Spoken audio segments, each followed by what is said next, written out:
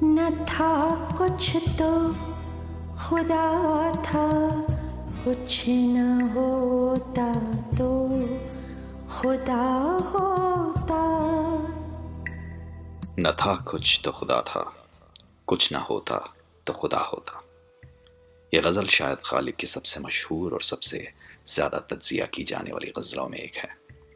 محض 3 اشعار کی یہ غزل ہے، اور غالب کی زیادہ تر غزلوں کے مقابلے اس غزل کی ایک خاص بات یہ ہے کہ یہ بغیر کسی پیچیدہ فارسی الفاظ کے بہت آسان سی اردو میں لکھی گئی ہے۔ غزل بہت چھوٹی ہے مگر روحانیت اور حکمت سے سروبر ہے۔ A lot of profundity, wisdom and spirituality packed within 6 lines۔ غزل کا بنیادی فلسفہ ہے وجود سے بہتر لا وجودہ، superiority of non-existence over existence۔ شاعر کا ایک شکوہ، ایک شکایت ہے کہ اس دنیا، اس عالم میں انسان کا آنا، انسان کا جنم لینا، یہ اس کی بربادی کا، اس کے رنج کا، اس کی خرابی کا سبب ہے۔ Existence is the root cause of man's ruin, his destruction۔ نہ تھا کچھ تو خدا تھا، کچھ نہ ہوتا تو خدا ہوتا۔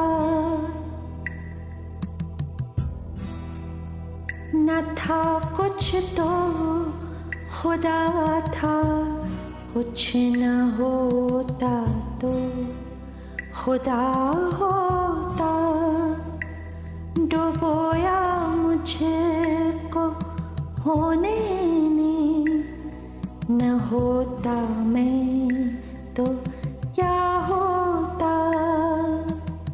نہ تھا کچھ تو خدا تھا، کچھ نہ ہوتا تو خدا ہوتا۔ ڈبویا مجھ کو ہونے نے، نہ ہوتا میں تو کیا ہوتا۔ گاڈ اینڈ یونیورس، خدا اور کائنات، اس موضوع یا سبجیکٹ کو لے کر 2 عقائد مقبول ہیں۔ There are 2 prominent schools of thoughts on how we view God and universe۔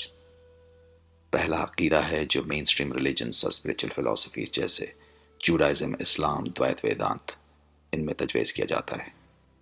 اس کے حساب سے خدا اور کائنات، بھگوان اور بھکت، خدا اور بندہ، یہ 2 الگ الگ چیزیں ہیں، 2 مختلف مخلوق ہیں۔ They are 2 separate entities, connected and related but separate۔ دوسرا عقیدہ اس میں وہ ہے جو صوفیزم میں اور ادویت ویدانت میں تجویز کیا جاتا ہے۔ ان کے نظریے سے خدا اور بندہ، پرماتما اور آتما ایک ہی ہیں، ایک ہی مخلوق یا اینٹیٹی کے 2 روپ یا 2 مینیفیسٹیشن ہیں، مگر دونوں ایک ہیں۔ تو یہ پہلا شعر ان 2 فلسفوں کو 2 الگ طریقے سے اظہار کرتا ہے، مگر دونوں فلسفوں کے راستے سے ایک ہی منزل پہ پہنچتا ہے، کنکلوژن ایک ہی نکالتا ہے۔ غالب کے ورڈ پلے، ان کے لفظوں کے ساتھ کھیلنے کے ہنر کی ایک خوبصورت مثال ہے۔ تو پہلا عقیدہ جس میں خدا اور بندہ الگ ہیں، اس نظریے سے اس شعر کو پڑھیں تو نہ تھا کچھ تو خدا تھا۔ جب یہ کائنات نہیں بنائی گئی تھی، جب اس برہمانڈ کی رچنا نہیں ہوئی تھی، جب میں نہیں تھا اور کچھ نہیں تھا، تو اس وقت خدا تھا۔ نہ تھا کچھ تو خدا تھا، کچھ نہ ہوتا تو خدا ہوتا۔ اگر یہ سب چیزیں بنائی نہ بھی گئی ہوتی، یہ کائنات جس میں بھی شامل ہوں، اگر یہ سب اگر نہیں بھی ہوتے تو بھی خدا یا پرماتما جیسا ہے ویسا ہی ہوتا۔ اس کا وقار وہی ہوتا، وہ اتنا ہی عظیم، اتنا ہی شاندار ہوتا۔ میرے ہونے یا نہ ہونے سے کوئی فرق نہیں پڑا۔ In the grand scheme of things, I'm nothing, I'm inconsequential۔ ڈبویا مجھ کو ہونے نے، نہ ہوتا میں تو کیا ہوتا۔ تو اس صورتحال میں جہاں میرے ہونے یا نہ ہونے سے کوئی فرق نہیں پڑتا، اس میں کیوں مجھے وجود دیا گیا؟ Why was I brought into existence؟ کیوں مجھے یہ زندگی اور اس کے ساتھ آنے والی جد و جہد دی گئی، اس کے ساتھ آنے والے غم اور کٹھنائیاں دی گئیں، جس کے بوجھ تلے میں ڈوب گیا ہوں۔ میرے ہونے نے، میرے جنم لینے نے مجھ کو ڈبویا ہے۔ اس مصرے کا آخری حصہ، نہ ہوتا میں تو کیا ہوتا، یہ ایک اصلی سوال نہیں ہے۔ This is more of a rhetorical question۔ شاعر اس میں اپنی مایوسی، اپنی فرسٹریشن کا اظہار کر رہا ہے کہ میں نہ بھی ہوتا تو کیا فرق پڑ جاتا، نہ ہوتا میں تو کیا ہوتا۔ What difference would it have made؟ Nothing۔ اب دوسرا عقیدہ جس میں خدا اور بندہ ایک ہیں، اس نظریے سے پڑھیں تو اس شعر کی ایک نئی صورت ابھرتی ہے۔ اسے زیادہ آسانی سے سمجھنے کے لیے اس میں جو implied الفاظ ہیں اسے وسیع طور پہ شامل کرتے ہیں۔ The words that are not present but implied, we will add them explicitly to make the meaning a bit more obvious۔ نہ تھا کچھ جب میں، تب میں خدا تھا۔ میری روح، میری آتما جنم سے پہلے پرماتما کا انش تھی۔ میں خدا سے جڑا ہوا ان کا ایک حصہ تھا، یعنی اس وقت میں خود خدا تھا. میں کچھ نہ ہوتا تو میں خدا ہوتا. اور اگر میرا وجود نہ ہوتا، میرا جن نہ ہوتا، تو آج بھی میں خدا کا انش ہوتا، یعنی میں آج بھی خدا ہوتا. ڈبویا مجھ کو ہونے نے. میرے وجود، میرے جن نے مجھے خدا سے دور کر دیا. میرے وجود نے مجھے ڈبو دیا. My existence caused my ruin. نہ ہوتا میں تو کیا ہوتا. پچھلی تشریح میں یہ ایک اصلی سوال نہیں تھا، مگر ادھر یہ ایک اصلی سوال بن جاتا ہے کہ کہو اگر میں پیدا نہ ہوتا، میرا ایک انسان کی صورت میں وجود نہ ہوتا، تو آج میں کیا ہوتا.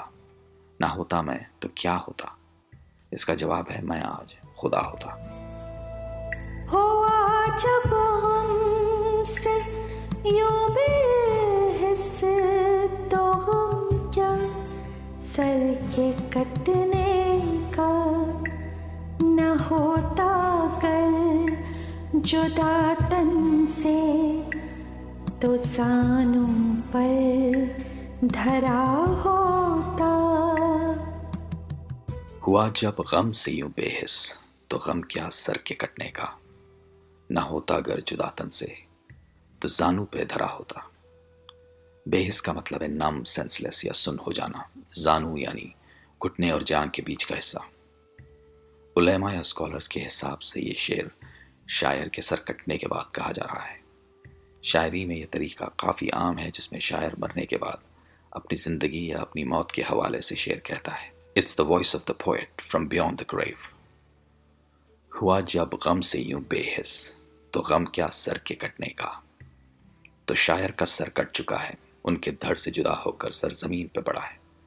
اس صورتحال کے متعلق شاعر کا کہنا ہے کہ کٹنے سے پہلے میرا سر زندگی کے غم اور جدوجہد سے اس قدر لدا ہوا تھا کہ یہ سن ہو چکا تھا، بے حس یا نم ہو چکا تھا. اسے کوئی درد یا کوئی احساس محسوس نہیں ہو رہا تھا.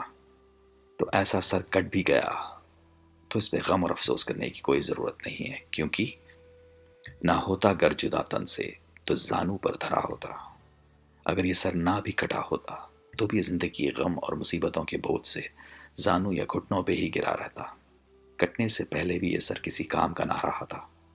وجود اور زندگی پہ مایوسی اور اس پہ گریہ ازاری جو پچھلے شعر میں تھی وہی اس شعر میں بھی برقرار ہے.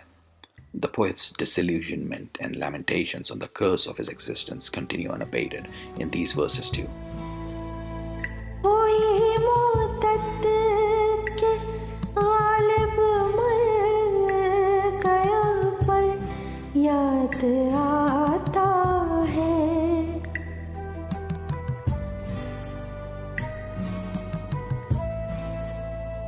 کوئی مدت کے غالب مر گیا پر یاد آتا ہے. وہ ہر ایک بات پر کہنا کہ یوں ہوتا تو کیا ہوتا، کہ یوں ہوتا تو کیا ہوتا. ہوئی مدت کہ غالب مر گیا پر یاد آتا ہے. وہ ہر ایک بات پر کہنا کہ یوں ہوتا تو کیا ہوتا. شاعر اب اس دنیا سے چل بسے ہیں. ان کی اس جہاں سے رخصتی ہوئے ایک لمبا عرصہ ہو چکا ہے، مگر آج بھی ان کے دوست، ان کے ہم صحبت انہیں شدت سے یاد کرتے ہیں کہ کیا شخصیت تھی ان کی. کوئی بھی بات ہو ان کا جواب بس ایک ہی ہوتا کہ یوں ہوتا تو کیا ہوتا. یوں ہوتا تو کیا ہوتا. یہ جملہ مختلف قسم کے جذبات کو ظاہر کرتا ہے. The multivalence of this phrase can portray a range of emotions. پہلا، بے دل لگی. زندگی اور دنیا کے متعلق بے دل لگی یا حقارت، یعنی an indifference or contempt towards life and this world. جیسے کہ یوں بھی ہوتا تو کیا ہوتا، کیا فرق پڑ جاتا. What difference would it have made? اگلا جذبہ ہے وہ جو سب جانتا ہے، جسے ہر چیز کا علم ہے. عالم الغیوب، the all knowing, the omniscient, the one who has the right answer to every question. جیسے کہ میں تمہیں بتاتا ہوں کہ اگر یوں ہوتا تو کیا ہوتا. ایک تیسرا جذبہ اور نکلتا ہے اس کا، اشتیاق، یعنی ایک لالسا، a longing or craving, dreaming، کہ یوں ہوتا تو کیا ہوتا. کاش حالات اگر ایسے ہوتے تو معاملہ کیسا ہوتا. غالب کی شخصیت کے بے حساب پہلو لفظوں میں گرفت کرنا ناممکن ہے، مگر ایک چھوٹی سی مٹھی میں ان کی فردیت، ان کی پرسنالٹی کے کچھ پہلو اگر قید کیے جائیں تو انہیں 3-4 جذبے ضرور ملیں گے: زندگی اور عالم کی طرف بے دل لگی، ہر سوال کے جواب کی جانکاری، اور ایک خواب دیکھنے والی فطرت، فینٹسائزر۔ تو یہ آخری شعر ان کی خصوصیت، ان کی شخصیت کے کچھ چنندہ اسباب کی وضاحت کرتا ہے۔ It tries to capture a few choice attributes of his personality۔ اس جہاں سے ودا ہونے کے بعد اگر دنیا صرف ایک جملے، ایک فقرے سے انہیں یاد کرے تو اس سے بہتر کیا ہوگا کہ وہ ہر ایک بات پر کہنا کہ یوں ہوتا تو کیا ہوتا۔ یوں ہوتا تو کیا ہوتا، کہ یوں ہوتا تو کیا ہوتا، کہ یوں ہوتا